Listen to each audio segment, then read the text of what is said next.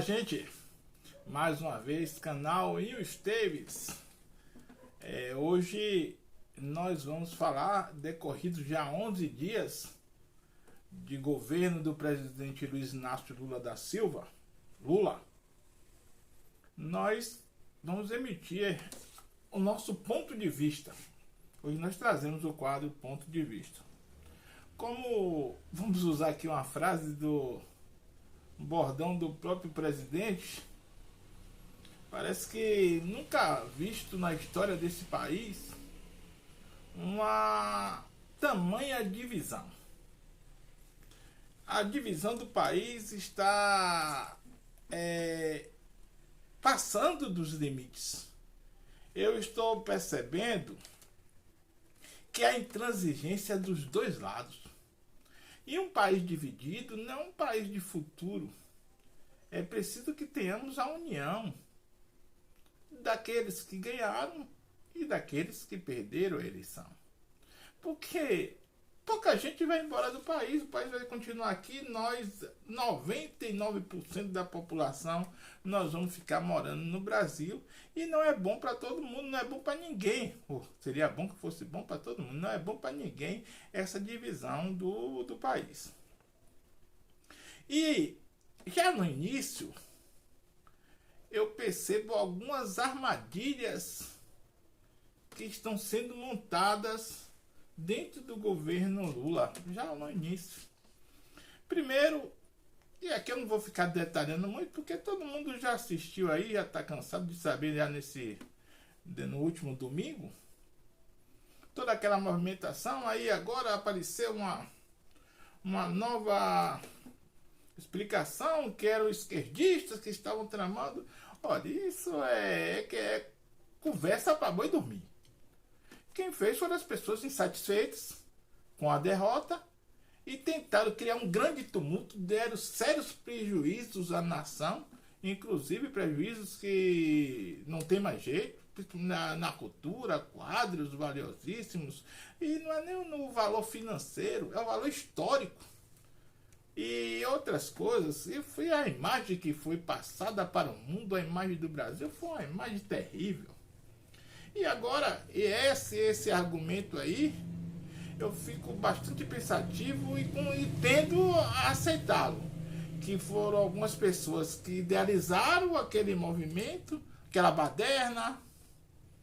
Não vou chamar de terrorismo, porque não vou entrar nesse mérito também. Não tenho tanto conhecimento para taxar de atitudes terroristas. Mas uma baderna. E creio, tendo a acreditar, que foi para forçar uma intervenção militar. Cria-se um caos no país, e aí o presidente derrotado já caiu fora, já fugiu. Parece que ele brincou com a nação. E aí as pessoas que não aceitaram fizeram aquele movimento e tentando uma intervenção militar. Mas será que sabem mesmo se realmente tivesse a intervenção militar? Será que depois eles poderiam reclamar quando não achasse bom? Quando achasse que o sistema governante do país não estava de acordo com as suas vontades, iriam reclamar como? Iam cantar pela liberdade onde? Então, esses são um caso a ser pensado. Por outro lado, também é preciso que as pessoas que ganharam a eleição não pensem que é o governo nosso, e eles não. O governo é nosso, mas o nosso de quem votou e deles que não votaram, mas que são brasileiros ou que residem aqui no país.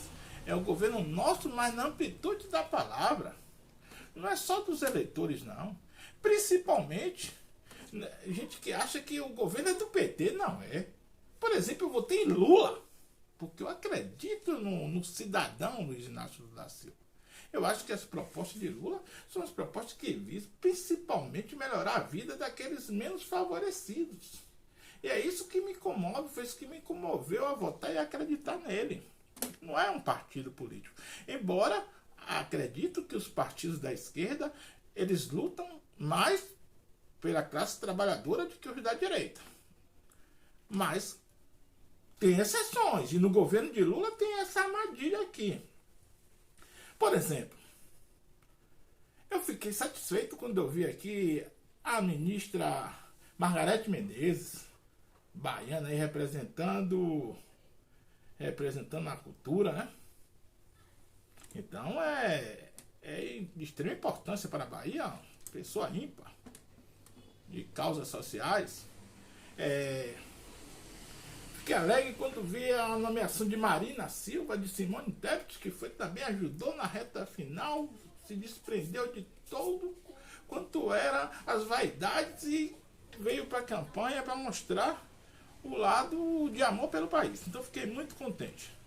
Mas 2 casos me chamam a atenção. Lula, que é um homem que governa pelo povo, como já falei aqui, principalmente para os menos favorecidos. Aí vem a questão de Haddad, Fernando Haddad. O homem foi prefeito de São Paulo, candidato à reeleição e não agradou praticamente a ninguém. Teve uma votação risonha.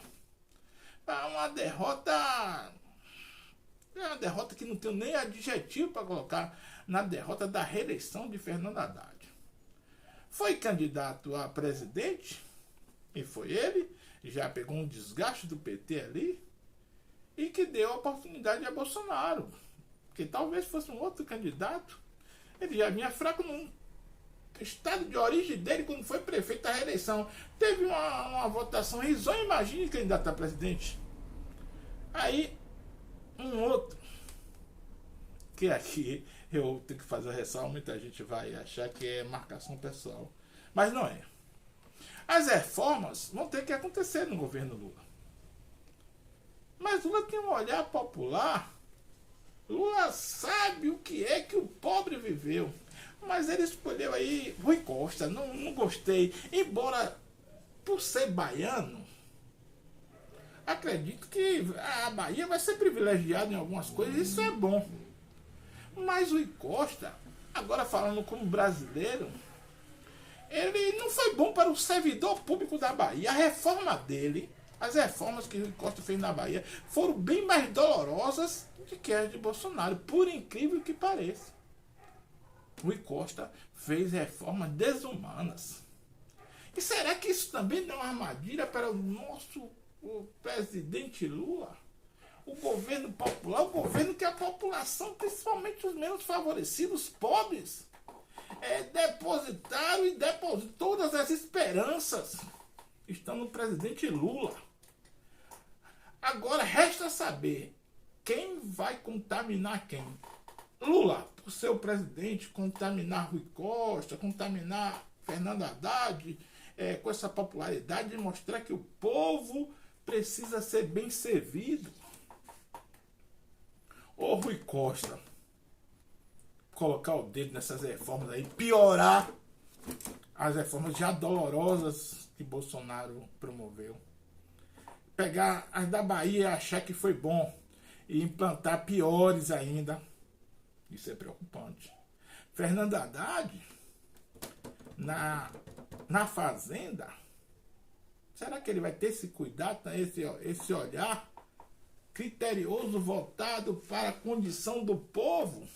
Porque no governo do presidente Lula foi o governo que o povo podia comprar, depois, esse endividou, nunca teve crédito. O brasileiro nunca teve crédito como teve no governo do presidente Lula. Aí, também outra armadilha que também pode acontecer para o nosso presidente.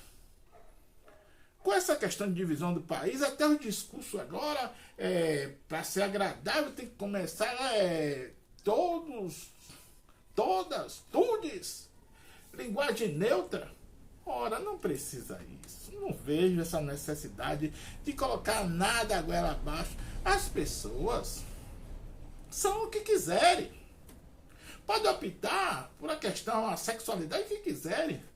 Agora, não podemos esquecer que homens e mulheres, agora, se você optar, tem que ser respeitados, tem que ser valorizados, mas valorizados pelo lado profissional.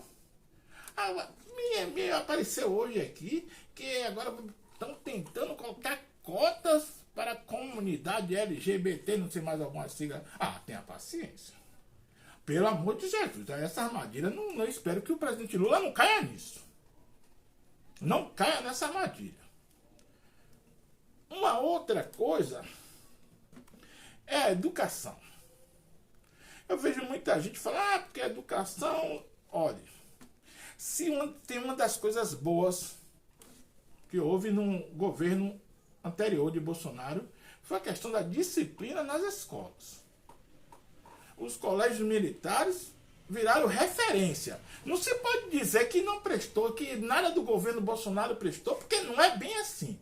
Não é assim que a banda toca. É preciso que se aproveite as boas coisas do governo também. Embora ele tenha errado mais do que acertado, mas nós temos que reconhecer que teve algumas coisas que ele acertou. Ele concluiu, fez a transposição do Rio São Francisco, que estava parado há muito tempo, embora tenha sido começado pelo presidente Lula naquela batalha toda. Mas temos que dar mérito também. Tanto que na frente dessas obras, o ministro Tarcísio se elegeu em São Paulo, praticamente um desconhecido. Ganhou de Haddad. A questão das estradas, das rodovias, da ferrovia, que fez boa parte, esse olhar precisa estar tendo. Não se pode cair na armadilha que nada prestou. Então, voltando aí na questão das escolas, muita gente reclama que precisa de liberdade, que não pode ser assim, que é muita disciplina. Mas quando fazem isso na escola pública, mas pega os filhos e coloca nos colégios militares. Então, nós precisamos não militarizar as escolas, não é isso que eu quero, não é isso que eu defendo. Mas nós precisamos também colocar um pouco de disciplina nas escolas, para que o estudante da escola pública não fique só pensando baseado nas cotas, porque existe um déficit histórico, é verdade. É verdade. Quem estuda na escola pública, principalmente na Bahia, é a raça negra. Boa parte da raça negra, nós somos mais de 70%. E precisa que tenha esse reparo histórico. Como a comunidade indígena e outras aí que estão são agraciadas pelas cotas. Agora, não me venha com o negócio de cota para a comunidade LGTB. E não é nada contra, não. Mas apesar de ser saber que eu vou ser criticado, vou ser homofóbico, mas não é isso, não. Não é a opção sexual que vai definir se a pessoa é bom profissional ou é um profissional ruim.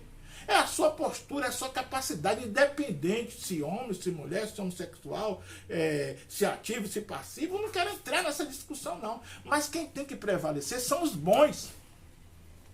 São os bons. As cotas, elas têm que permanecerem para aquelas pessoas que nós temos. O Brasil tem um déficit histórico com essas pessoas que estão amparadas pelas cotas.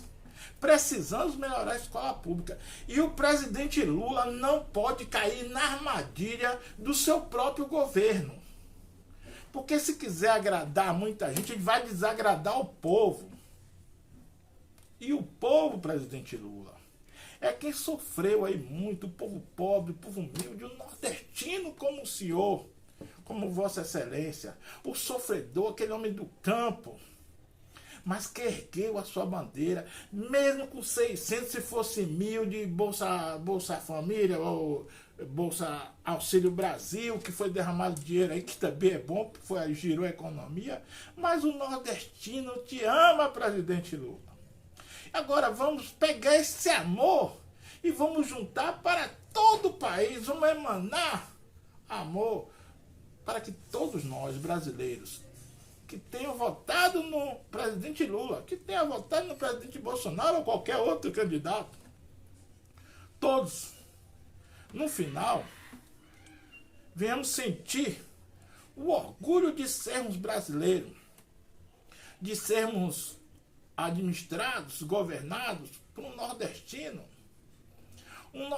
arretado, que desafiou os grandes, que vota para um terceiro mandato, que é histórico, nunca visto na história desse país, uma causa nobre, um nordestino que foi preso injustamente, que nenhuma dessas acusações, tem uns que falam assim, mas não tem umas que ainda vão ser julgadas. Olha, nenhuma das acusações foram provadas. O presidente Lula é um homem do coração do tamanho do Brasil. E nós precisamos fazer com que esse homem promova a união do povo brasileiro. Que essa baderna aí do último domingo, da invasão dos prédios, dos poderes, dos principais poderes do Brasil, tenha sido só uma pequena página que vai ser esquecida no livro da história do Brasil.